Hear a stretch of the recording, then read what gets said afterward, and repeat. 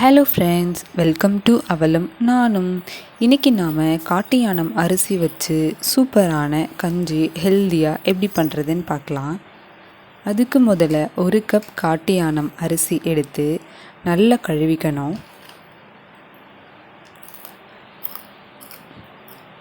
கழுவி எடுத்த அரிசியை நாம் 3 மணிலேருந்து 5 மணி நேரம் வரை ஊற வச்சு எடுக்கணும். இந்த அரிசி நல்லா ஊறி வரணும்.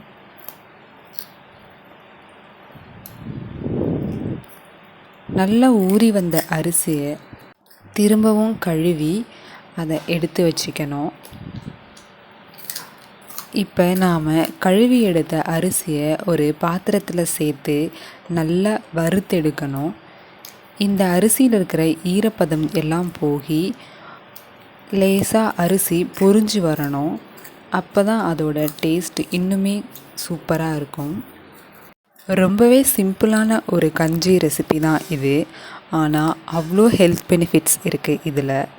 இப்போ நாம் வறுத்து வச்ச அரிசியை ஒரு மிக்ஸி ஜாரில் சேர்த்து நல்லா அரைச்சி எடுத்துக்கலாம். ரொம்ப ஃபைனாக அரைக்கணும்னு இல்லை, கொஞ்சம் கொரகொரன்னு அரைச்சி எடுத்தாலே நல்லா தான் இருக்கும். அடுத்ததாக ஒரு பாத்திரத்தில் 2 டம்ளர் தண்ணி எடுத்துக்கலாம். தண்ணி நல்லா காஞ்சி வரணும். இந்த அளவுக்கு கொதித்து வந்ததும் இதில் நாம் அரைச்சி வச்ச காட்டு யானம் அரிசி பொடியை சேர்த்துக்கலாம். இதை சேர்த்துட்டு நல்லா மிக்ஸ் பண்ணி விடணும், கட்டிகள் எதுவும் இல்லாத அளவு. ஒரு தடவை நல்லா மிக்ஸ் பண்ணிவிட்டு இந்த கஞ்சிக்கு தேவையான அளவு உப்பு சேர்த்துக்கலாம். கொஞ்சம் கூடுதலாகவே உப்பு சேர்த்துக்கலாம், ஏன்னா இது கூட நாம் தயிர் இல்லை மோர் சேர்த்து சாப்பிடுவோம். இப்போ இதை நல்லா மிக்ஸ் பண்ணிவிட்டு இதில் இருக்கிற தண்ணி எல்லாம் ட்ரை ஆகி திக்காக வரணும். அந்தளவுக்கு நாம் இதை கலந்து விடணும். கொஞ்சம் விட்டு விட்டு கலந்துகிட்டே இருக்கணும், இல்லைன்னா அடி பிடிச்சிரும். 10 நிமிஷத்துலேயே நல்லா திக்காகி வந்துடும். ரொம்ப நேரம்லாம் டைம் எடுக்காது, ஈஸியாக பண்ணி முடிச்சிடலாம். இன்னும் கொஞ்சம் திக்காகணும்.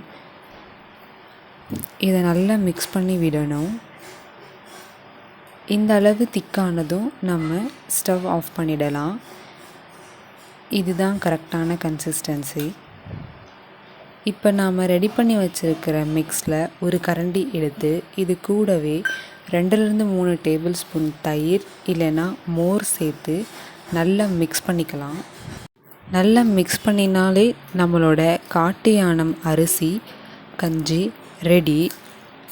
இது கூட சின்ன வெங்காயம் சேர்த்து சாப்பிடும்போது ரொம்ப டேஸ்டியாக இருக்கும். அவ்வளோதான்.